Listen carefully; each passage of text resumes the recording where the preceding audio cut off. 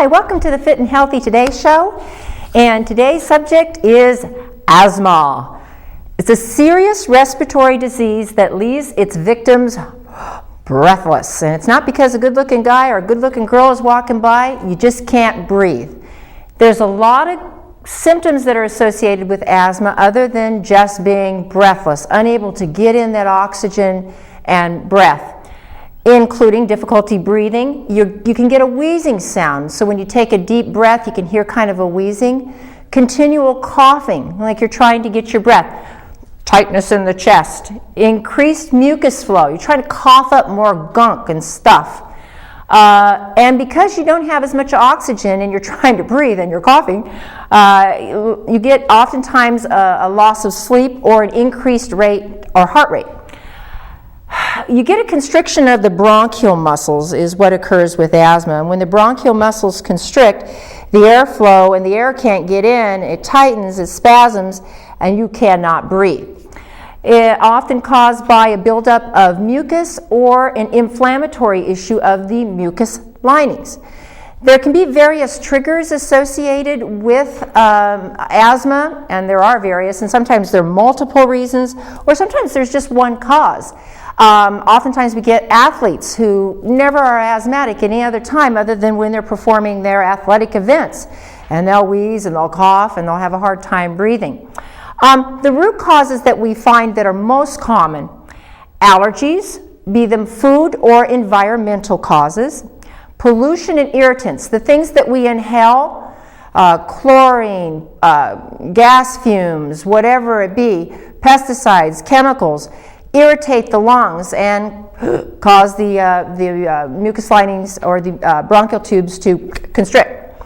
Respiratory infections, cold and flu. I have a lot of people who may not have asthma other than when they get a cold, flu, virus, or infection in their upper respiratory system. Cold air causes the constriction of the bronchial muscles. Physical exertion, we talked about with exercise. Hormone imbalances, believe it or not, can cause an issue because the more stressed out you are, or having emotional distress, which we've had a whole other lecture on, can cause muscle tissues and vasoconstriction, which in turn causes the bronchial muscles, the bronchial lining, the mucus to increase and constrict out. Diet is very, very important when you're talking about asthma. And examining, particularly in childhood asthma, getting to the bottom of food allergies, either through blood work for food allergies or through the little skin prick test for environmental allergies. Or if you know mom's allergic to that, chances are child is going to be allergic to that. Kind of ruling out or eliminating foods that can be triggers is very, very important. Most people that have asthma, if they stick to a simple, light diet that's based on whole grain foods, raw vegetables and fruits, seeds, fish, greens, a good old diet, that's not full of processed foods and chemicals is the best road for an asthmatic to take. Carotenoids, rich in antioxidants and anti-inflammatories, so including vegetables that include dark green leafy vegetables, broccoli, leafy greens, kale, deep yellow, your squashes, orange vegetables, squashes and carrots. Those types of vegetables are not only alkali producing, which enable the body to utilize oxygen better, but they help oxygenate and reduce inflammation. There's one study that was conducted, just one simple study of a group of individuals. I think there were 100 and some people in the study. And they found that even eating fish once a week, and hopefully uncontaminated sources, reduce the risk of an asthmatic attack by 1/3. So we're going to talk more about fish supplements and other supplements that can address or reduce or get rid of asthmatic reactions and responses, provided you can get rid of some of the triggers and the root causes. Garlic and onions. One of my customers, she's from the Appalachians, and her mom used to make this onion syrup whenever they got colds or were asthmatic. It has something in it called Quercetin, which is very anti-inflammatory, helps allergic reactions and respiratory health. Water every 2 hours. If you don't have adequate amounts of liquid, water, particularly water, juices as well, but things that aren't caffeine sources. Because remember, caffeine sources make you lose water. But water helps make that mucus in the lungs, and this goes for whether you have a cold or the flu or asthma. It loosens it up, so it's easier for the body to get out, for the little cilia to move all that gunk out of your lungs and your upper respiratory. Ground flax seeds, as far as diet is concerned. Anything that's rich in omega-3s. We talked about the fish study. Well, flax seeds or flaxseed oil are another source or alternative source of getting those omega-3 fats, which are very anti-inflammatory, and we'll talk about it further when we talk about the supplements. Foods to avoid. Naturally, we're going to avoid foods that trigger an allergic reaction. Sugar, junk food, fried, refined foods, these all make the blood very, very acidic.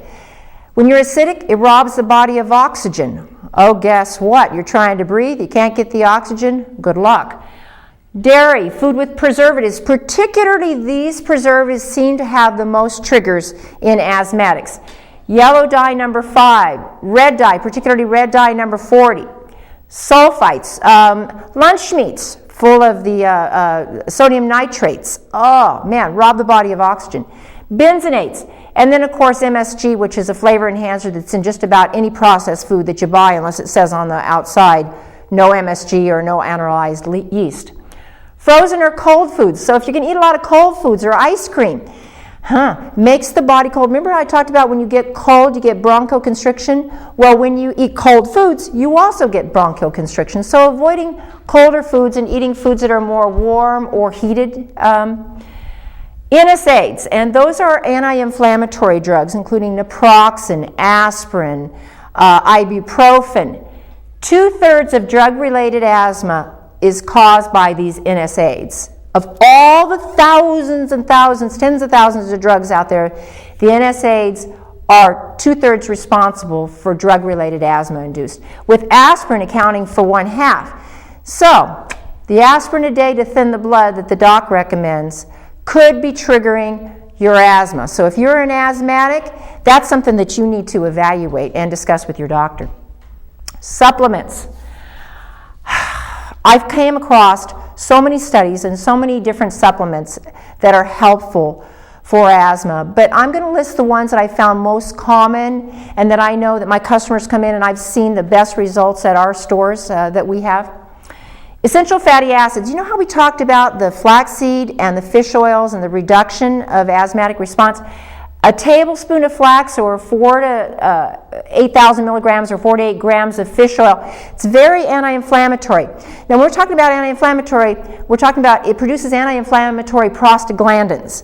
And these, if it's anti-inflammatory in your asthma, it's going to be anti-inflammatory in your joints, other places, on the vascular system. So this is one more place where fish oils, flax oil, and omega-3s come into play to reduce inflammation, because the key is we want to, with asthma, reduce inflammation. A good multiple of high in B vitamins help you deal with both physiological and emotional stress that oftentimes trigger asthma. Particularly, I see that a lot with children. They'll get that, they get all excited and the bronchial constriction. The B vitamins help you deal physiologically with those physical and emotional stresses. Magnesium relaxes bronchial tubes and literally, if taken, can stop an acute attack. So I know in our stores we have an ionic magnesium. You take it, boom, you get almost immediate absorption. It's a liquid ionic. But magnesium citrate forms, aspartate, those types of forms, not an oxide. I see a lot of doctors recommending oxide and I want to scream. Very poor absorption. But the plant sources, ionic sources, will give you much better relief in magnesium.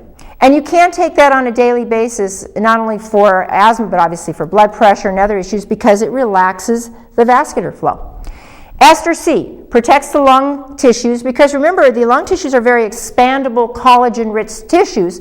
So the Ester-C helps with that collagen matrix and is also an antihistamine. What they found out is people who had asthmatic triggers before they worked out, if they did 2,000 milligrams of a fizzy C drink or some very absorbable mineral ascorbate or Ester-C, in workout, they suffered, and I should have said on here, 50% suffered fewer symptoms in asthmatic. 50%. So for all of you Olympic track runners out there that are training in Solvang or Santa Maria or Lompoc, hit the vitamin C, particularly the Ester-C sources if you've got asthma, to prevent those triggers during your workout. Quercetin and bromelain. We use this a lot in allergy season to help cut back on allergies because it helps with mast cell production, reduces, well, antihistamine or antihistamic. But what it does basically is you're going to do 500 milligrams of each of them, preferably on an empty stomach, reducing that inflammation and helping with those allergic responses. Zinc lozenges. What's interesting is anything in the mouth and the tongue absorbs really readily into the bloodstream, and oftentimes what they found is just by doing a zinc lozenge, sucking on a zinc lozenge, you can stop or shorten the duration.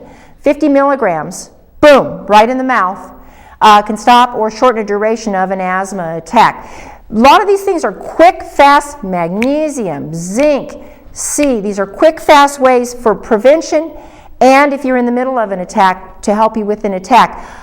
Obviously, if you've got a bronchial dilator, use whatever you can to stop it. But boy, if you can prevent that asthma attack from ever occurring, hopefully then you don't have to use your steroidal inhaler. And boy, particularly with children, those inhalers, and I know my one younger son, when he was younger, used to use them, and I got him all off of it and no longer asthmatic because we did what I've got down here. They really make the kids hyper, and so as best you can, if you can do other sources. Plus the steroidals really bring down the immune system, other issues, bone building, all those issues are affected by steroidals. Antioxidant formulas in A, C, zinc, selenium, all those types of antioxidants, once again, help with inflammation and decrease inflammation because they're antioxidant. They take the rust and they neutralize the effect of rust and things that rob the body of oxygen and neutralize them. Full spectrum enzymes. You kind of scratch your head and you kind of think, what does a digestive enzyme have to do with asthma? Well, number one, poor absorption of nutrients. Number two, inadequate amounts of stomach acids not only contribute to poor absorption of nutrients, but inflammation. There was one study out on using something called betaine hydrochloride because most people lack stomach acids. They don't have too much. There's very few of those that have that issue, and that's a subject for another day. But having adequate amounts of these enzymes break the food down, help you utilize the nutrients, and help with the pH in the stomach as well so you can be less inflamed. Lycopene, another study. Boy, lots of good studies. Lycopene studied an awful lot for being anti-prostate cancer. Also found half of the people with exercise-induced asthma, another exercised one, 30 milligrams once a day for 1 week. 50% of them had a reduction in their asthmatic triggers or their asthmatic attacks during exercise. Simple, basic, inexpensive types of things that can be done versus using the bronchial dilator. Cordyceps. They help reduce bronchial secretions and increase lung function. It's kind of funny. I have some of my older customers that come in, and a couple of them went off to Peru. And I use cordyceps because I do high altitude marathons. I enjoy doing those, and when you're in sea level like we are here in the valley or close to it, and you get to 7,000 or 8,000 feet, you're trying to pull in oxygen. Well, the cordyceps have found, and the Chinese athletes in one of the Olympics a couple of decades ago, they were all running better, faster, and everything, and they couldn't figure out the reason why. Cordyceps really aid the ability to utilize oxygen, and these older customers that I talked about that went to Peru, and we're talking 60s and 70s, that normally get altitude sickness, no symptoms. They had the guides asking them to give them their leftover cordyceps so they could use them for their people that were trying to hike in these higher 10,000 and above areas in the Andes Mountains in Peru. Homeopathy. There are specific homeopathic remedies, and what you can do, you can either go online or you can look up in a book. I think going online is great. And you can, or homeopathic doctor is actually always the best. But you can list a series of symptoms, and there's particular homeopathics that can match those symptoms depending on what your issues are with asthmatic attacks. I know in our stores we have one book that we can refer to and open up, and I can say, okay, what are your symptoms? What sounds the most like? I can go over to my homeopathic counter, pull off that homeopathic, they can take it under the tongue and get some relief. Very quick, fast remedy, and homeopathics are probably one of the most successful ways to deal with allergies as well. Go online and research a little bit more about homeopathy. It's been around longer than modern American medicine. How's that? Or actually, it was the first modern American medicine other than herbs. Pycnogenol, very, very anti-inflammatory. Actually, there was a recent article written by a physician about it being very effective. I know in my stores, I've sold almost a dozen pycnogenols just this last week for arthritis. But pycnogenol also helps with inflammation pertaining to asthma. Greens. We talked about greens in the diet, but there are some super green foods that you can intake. Spirulina, I'm going to say it right here, spirulina, chlorella.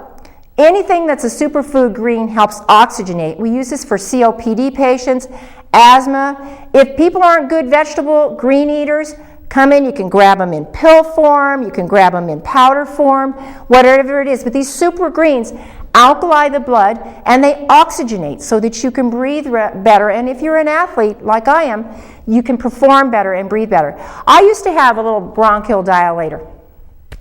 Absolutely, and so did my younger son.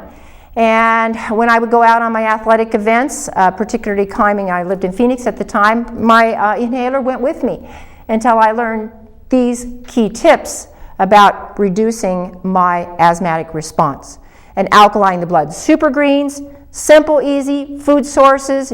You can mix them outright, take them in pills. But if I have to stress anything, get your vegetables, alkali your blood, look at your diet.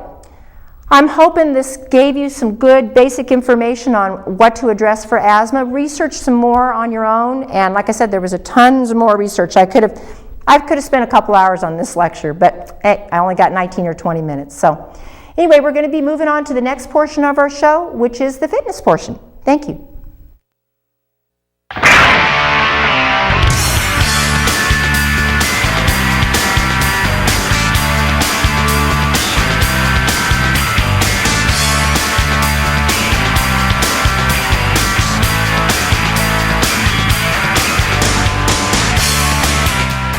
Hi, welcome to the fitness portion of our show.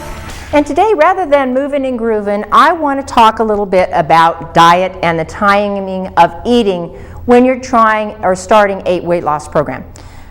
Number one, don't eat carbohydrates late at night. So, a good protein with a salad, otherwise your body doesn't have time to use those calories. Second tip, spread out your meals, 300 to 400 calories at a meal, 5 meals, nice small meals. That way all you're going to do is you're going to fill your liver glycogen supply up and you're not going to store it as fat. That was the second tip. Third tip, when you eat food, eat a balance of proteins, carbohydrates, and fats. And boy, I sure hope maybe I have to do a definition of carbohydrates. It's sugar, white flour, pasta, starches. Vegetables are the good source of, and fruits are the good sources of carbohydrates. So for example, a sample breakfast, a nice small bowl of oatmeal, a couple of scrambled eggs, okay, with maybe some, a couple of nuts or a little bit of nuts, almonds on the side. So we've got fats, proteins, and carbohydrates. A lunch might be an open-faced sandwich with meat, avocados, that type of thing, to where basically you can get a good balance of food, but not an overabundance of calories. And then a dinner, a nice dinner, some source of protein with like a nice salad. And then some snacks in between, like nuts and fruits, a combination like that, or a protein shake. Spread out your meals. Don't eat carbs late at night. If I could give you any hint as far as diet is concerned, those would be the biggest hints to help you drop off the weight. Next, we're going to be moving on to the research portion of our show. Thank you.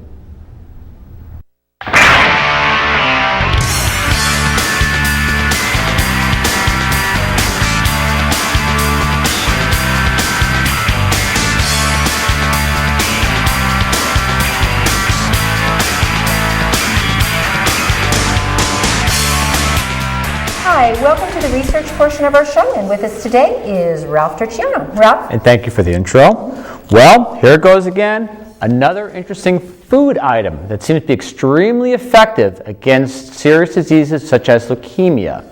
Now, this food item is already tested to be effective against cancer cell lines in skin, breast, colon, lung, stomach, and prostate cancer. This supplement or food item was grape seed extract. Not grapefruit, but not grapefruit, but grape seed. In fact, this study that just came out of the University of Kentucky, they found that within 24 hours, 76% of leukemia cells had died after being exposed to the extract.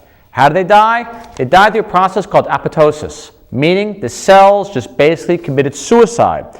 In addition to that, they found that it worked with regulating a protein called JNK. If you want to research it, just remember junk, take the U out.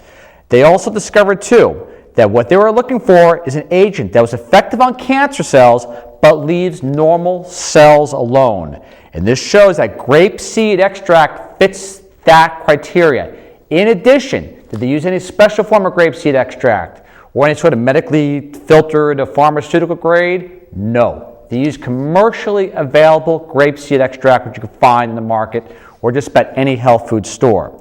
And they said, too, it does not affect normal cells, which is a plus. They don't know why that happens, but it does not. After that, a good strong one for antioxidants. Now, your antioxidants like vitamin C and vitamin E, and vitamin A that sometimes get some bad press. But however, in this case, they found when it came to chronic pancreatitis, which there is no known medication to relieve the pain from chronic pancreatitis, otherwise known as CP, they found it was effective at reducing that pain and reducing the levels of oxidative stress in patients with chronic pancreatitis. This was in the new study of gastroenterology, as far as what's out there. In fact, it was twice the rate over just placebo, or just mind power alone.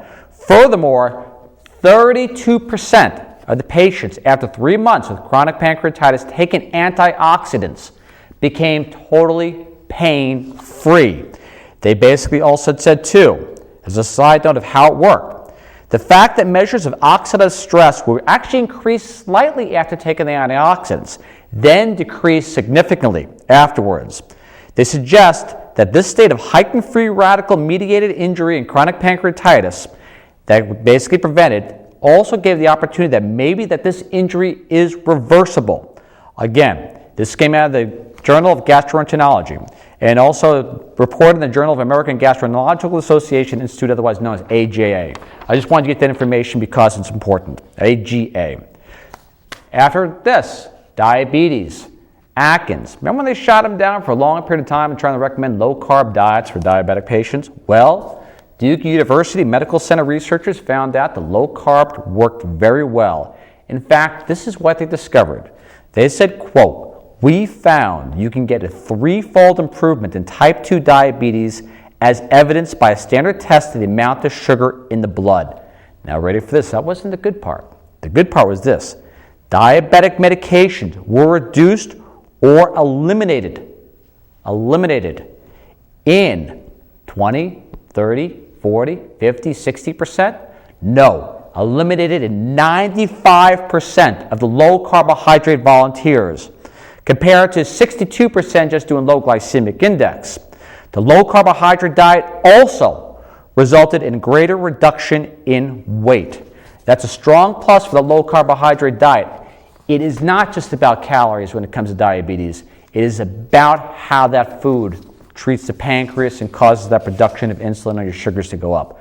Low carb proves that there's a correlation between your diet and that disease. Now we go back to the attack phase.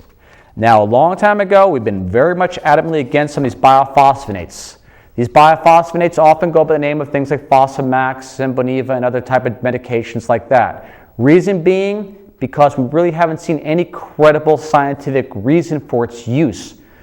Now, here's another reason to basically question it or bring it up to your doctor. University of Southern California School of Dentistry, and also reported in the Journal of American Dental Association, otherwise known as JADA. And also, too, Keep in mind, Fosamax is the 21st most prescribed drug in the world. They found out that a small percentage of patients, 9 out of 10, taking the oral form of biophosphonates, the ones you take by mouth, for any length of time, developed osteonecrosis, meaning your jawbone begins to melt away. So the way they said basically, we have been told that the risk of oral biophosphonates is negligible, but 4% of the people taking it just after any length of time is not negligible, he said. So most doctors who prescribe biophosphonates have not told patients about any oral health risk associated with the use of these drugs, despite even short-term usage, opposing a risk due to the drug's tenacious 10-year half-life in bone tissue, meaning 10-year half-life after taking Fosamax for a short period of time, staying in your body.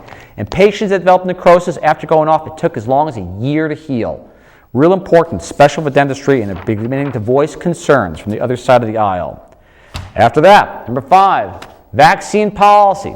Sometimes what happens, it needs to be challenged from time to time. Well, the researchers in Switzerland and the United Kingdom did, especially to the pneumonia vaccine. When they looked at 22 clinical trials with 100,000 participants in North America, India, Africa, Latin America, and the Caribbean, when they looked at the high-quality trials, they said, quote, there is no evidence that the pneumonia vaccine can prevent pneumonia. Therefore, policymakers may therefore want to reconsider their current recommendations for that vaccine, especially where routine pneumococcal conjugated immunization has been introduced, concluded Dr. Matthias Egger, the University of Bern of Switzerland, and their co-authors. Something to really consider, especially when it comes to vaccines. Why endure the risk with zero benefit, regardless of public policy or propaganda issues? After that, we go to the serious condition of autism in the state of California. Research at UC Davis. Often we're told that the only reason autism rates are increasing in the state of California is either 1, by immigration, or 2, better diagnosis, or 3, the inclusion of more milder forms of autism in basically these studies. Well, they discovered, it's also published in the January 2009 issue of Journal of Epidemiology, that that is not the case. They said it is time to start looking at the environmental culprits responsible for the remarkable increase in autism in the rate of California. We're talking basically multiple cases where it used to be 9 in 10,000, now to 44 in 10,000. What they're pleading for is financial aid and looking at the environmental reasons. They say all the money is going to genetic reasons, when in reality they know now it's environmental and they need to rechange that funding around. Well, thank you very much. Gosh, wow. Thank you very much, Ralph. It's very, very appreciated. Thank you very much for joining our show, and we hope once again that this helps encourage you to do further research for yourself and for your health. Thank you.